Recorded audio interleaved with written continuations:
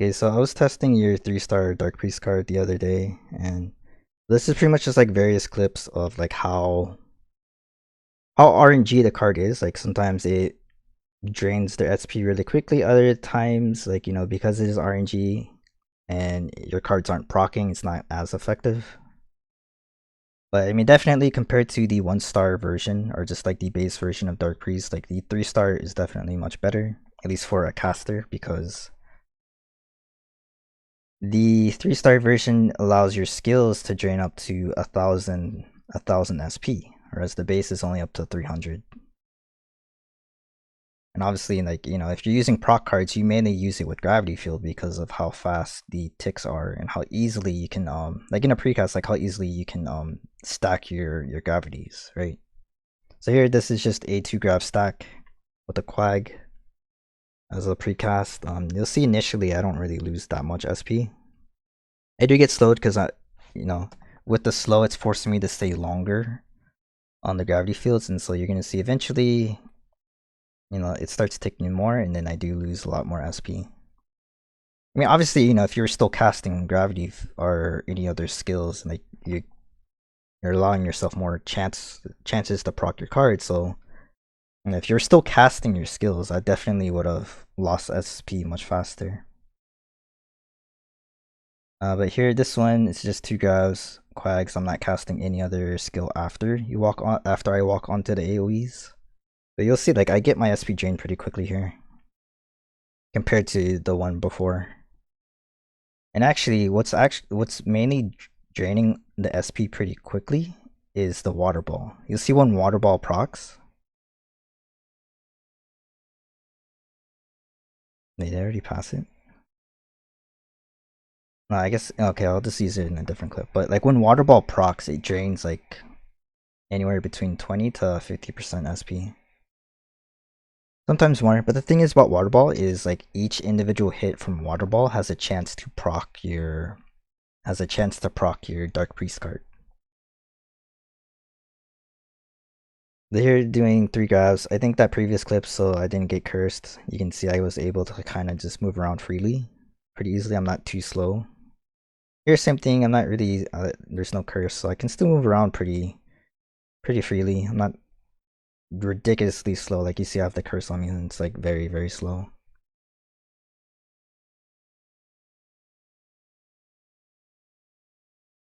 Next clip should be the same thing, a 3-stack grav.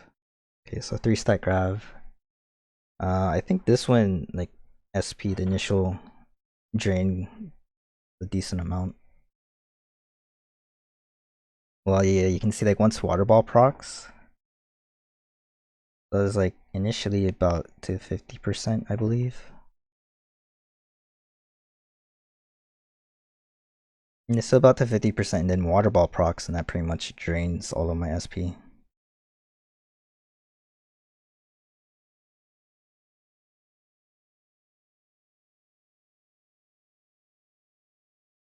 This one's just a 4-grav precast, which typically this is what you'll have if you're defending a choke point.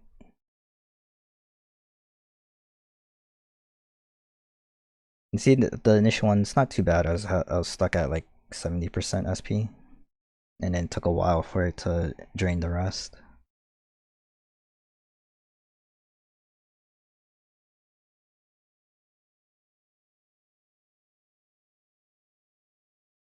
This one water ball procced pretty early, so you can see like it drained it pretty quickly.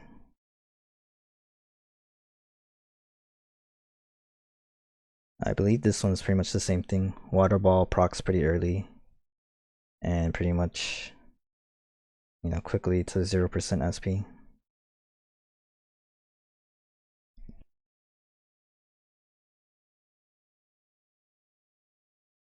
Okay, so this one is just your spellbook only, which is just the earth skill and the water skill.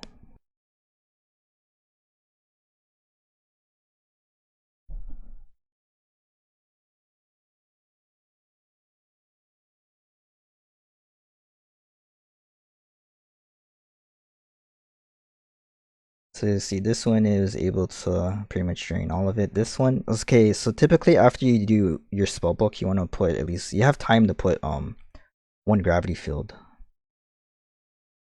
So they do have to go through the stun, so they have to kind of stand there for a bit, and then they do get pulled in from the earth skill. So that will allow you to at least place one grav. But you can see here, this one didn't drain as much SP. I still have 50%.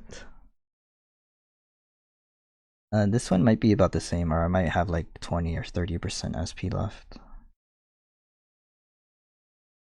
Yes, this one wasn't, it didn't proc as much, so I had about 40% SP. No, this one here, like it didn't really proc that much, especially during that first half of the skill rotation. Still had full SP.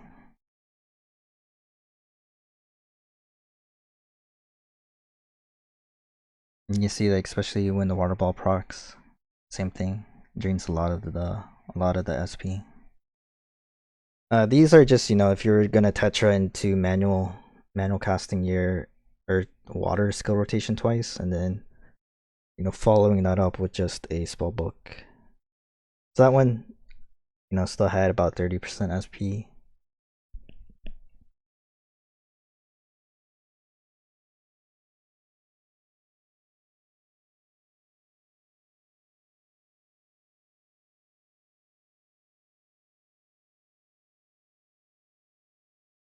I didn't do it in these clips right here, but you know, after you spell book, you want to put your gravity field down at least.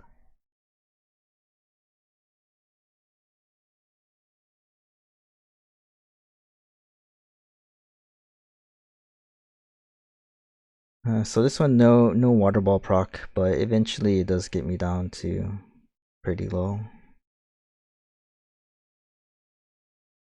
Also, I think right here, I believe my curse didn't proc for this one. So actually, I don't even have, like, I could actually move out of the AoEs while this is happening, because I wasn't cursed, so I'm not that slow. And that's the issue I have with your Warlock skills is, especially if, you know, there's people that just use earth and water without like a Magnolia card. The issue I have with those skills, like the earth and water, is you can easily walk out of the whole skill rotation.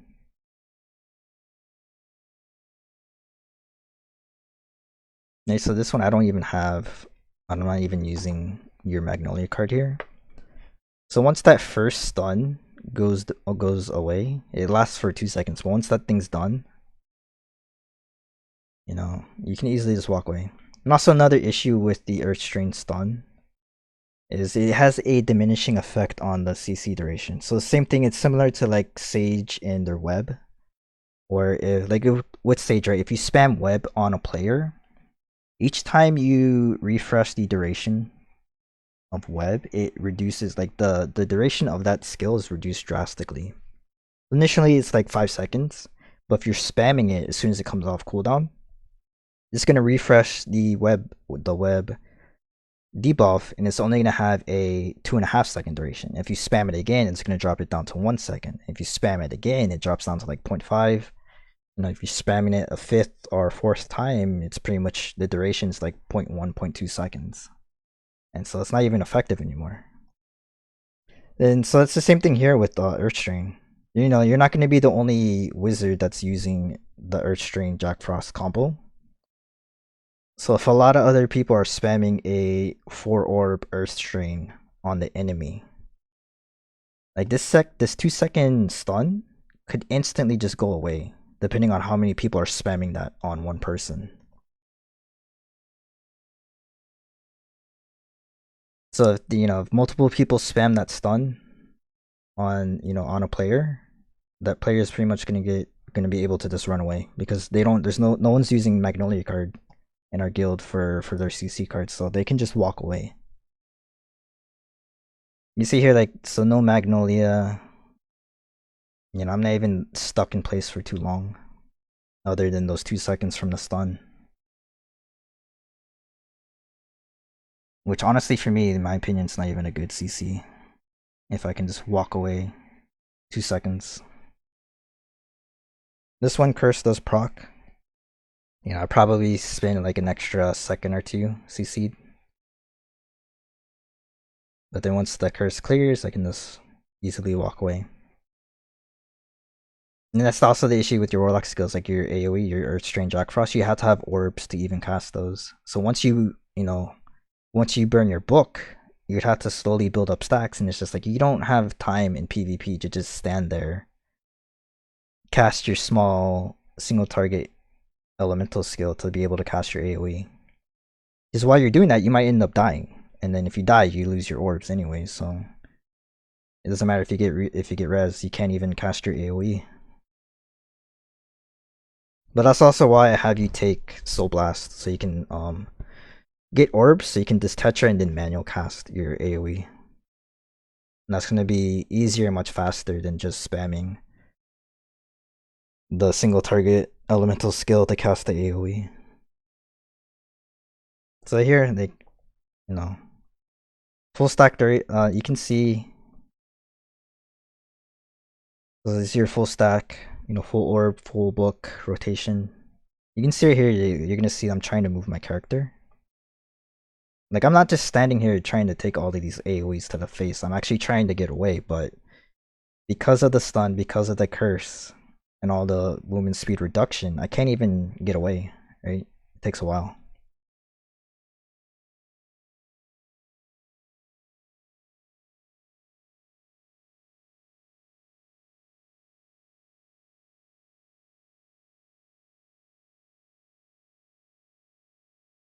Yeah, but like I said, because of the Warlock skills needing orbs to even cast your main AoEs, I'm still having you focus for your build. You're still going to focus on the OG skills, which are just Grav, Quag, and Curse.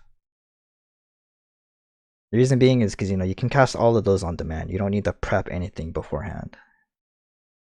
I can see here, I did get cursed. I cleansed it, but I got easily cursed again. Standing on Gravity Field. Actually, before we go into that, so the reason why you want to curse or napalm is because that's your biggest movement speed reduction skill. Because curse is minus 75% movement speed. Grav, it's just 25, 20. Quag's just 25. If it's just a Grav and Quag precast, my movement speed only drops to 82%, which isn't too slow. The earth and water spellbook combo. So the Earth Strain Jack Frost. When I'm spamming that on me, I can get as low as 47%. But the thing is, like, even then, I'm not too slow. I can still get away pretty easily. That's why applying the curse is very important. That's why you have Magnolia on your card, or your weapon card, because you need that curse to proc. So people are like either, like for me, initially it's at 7%, but the longer I stay on Gravity, Quag, and getting cursed, my movement speed reduction pretty much goes to 0, and I'm rooted in place. The only way I get out of it is if I cleanse the curse. Panacea is 10-second cooldown. Recovery is 7-second cooldown. Requires a priest or for you to use Obanu for your accessory card. There is another skill that will, like, there's certain third jobs that have skills that can cleanse CC. But if people don't have access to those, or if it's on cooldown, like getting stuck, you get stuck with Grav, Quag, and Curse spam. And then top that off with Dark Priest draining your SP. You literally cannot cast anything or really do much.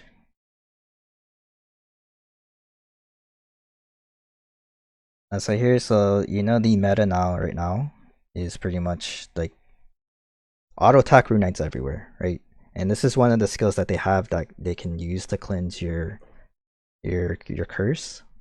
The thing is that it is a 30-second cooldown.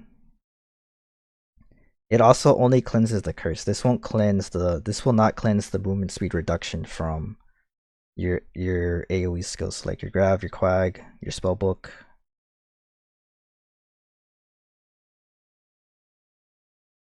So even though they cleanse your curse, if you say you have a precast of a Grav field there, somebody walks onto it, they cleanse your curse, but then you follow up with the spell book, they're still gonna be stuck there.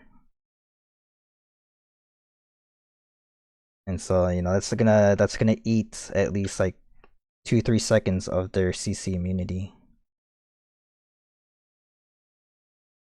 Yeah, you can see right there, like I use the rune and then I'm still slowed, but I'm no longer cursed at least. I'm not as slow.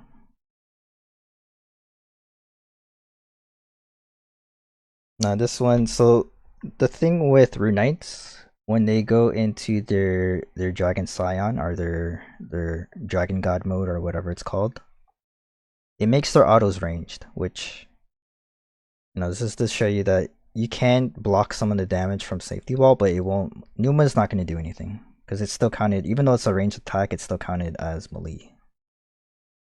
Right here, the 57 right here is the normal attack damage. The one damage I'm taking is something, I believe that's Aura Blade, which is dealing additional neutral damage.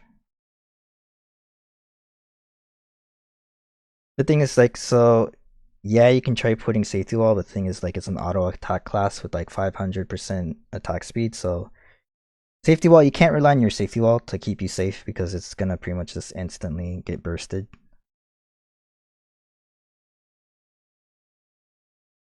So when you're fighting, like when you come across rune knights, the thing is, like, that's why you have your gravity. That's why your main skill is still gonna be gravity, especially in this meta. Is because even if they do Dragon Scion, from this range they can't auto you. They have to go right here, which is where the max range of your skill can go, is right here. This is the center of the skill. This is max range where you can cast it.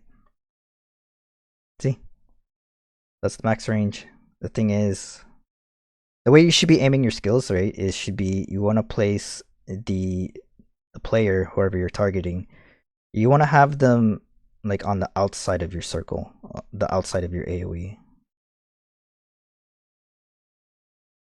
So now, if you had, you know, if you're, instead of just sitting here, right, if you were placing your gravities, repositioning, like, you should be repositioning away from the enemy as you're placing your gravs.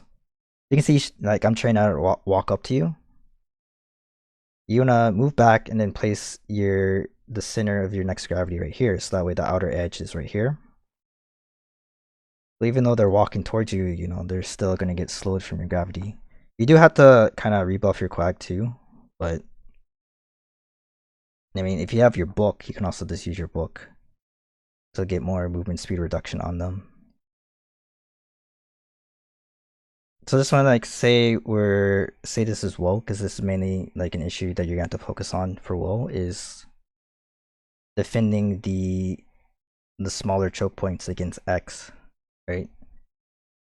So say this is third floor, you know, at number 3, the fire tower, and so this is the north stairs, and let's say this is the south stairs going to the earth crystal. You know, you're supposed to have your grav and quag precasted on the stairs. The thing is, like you saw earlier in the video, like with the different quag precast clips, sometimes the curse doesn't proc from your gravity field, right? So that's the reason why I have you still napalm, because you need to get that slow. That's the most important thing, is getting the curse onto a player. See here, well, like, once he's slowed though, and you have your precast, even if he goes in full cyan mode to try to get auto ranges on you, it's not going to reach unless he gets to the center of the skill. But like I said in just recent, like the previous portion, right, you want to constantly reposition. So after you have your grav field here, you know, you see that he's trying to move towards you, you have to move away from him and then drop your AoE and have it placed so the outer edge of your skill is like right here. And the center's over here. So he's still out of range and he can't auto you. If for other people, like, say if there's an Earth Lord, or, you know, there's other CC wizards using the, you know, they're casting the Jack Frost and Earth Strain, that's going to be an additional CC, not CC, but additional movement speed reduction. And so it's gonna help bring his movement speed down to 0. And like once he's down to 0, he's stuck there. He literally can't do anything. Like he can't even cast a skill because now you also have Dark Priest, and that's gonna pretty much keep his SP drained at all times as long as he's standing on your gravities.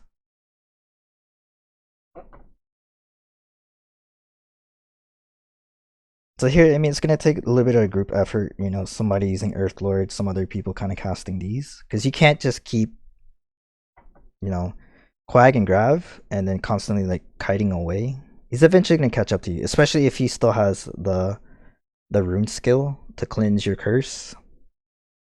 But the thing is, like, he might use the rune to get past the initial precast in the tunnel. So like by the time he gets to the north stairs, he might not have that skill. Or he might have already, like, he might have Panacea already used and it's on a 10-second cooldown, so he can't cleanse your curse right away. But that's pretty much it. I mean, that's because there's gonna be a lot of rune knights, auto attack rune knights that you're gonna have to deal with on map 2 and in WoW. So going forward, I would say don't really focus too much on keeping up 4 orbs.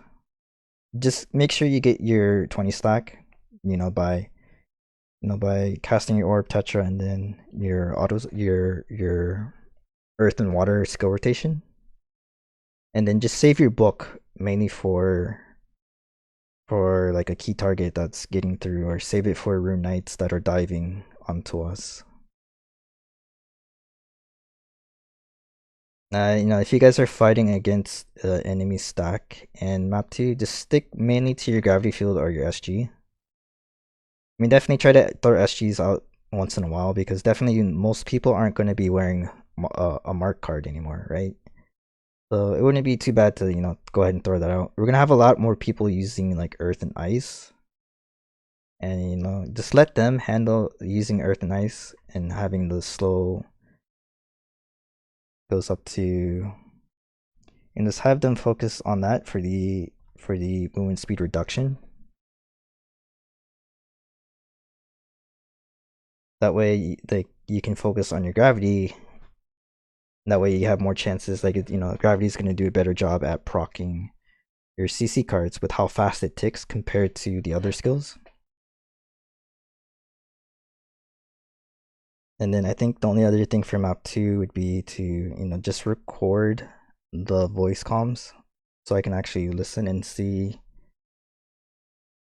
how map 2 actually is. Because like what I seen from that last video, it seems like there's just not, maybe there's just a lack of information being said on voice.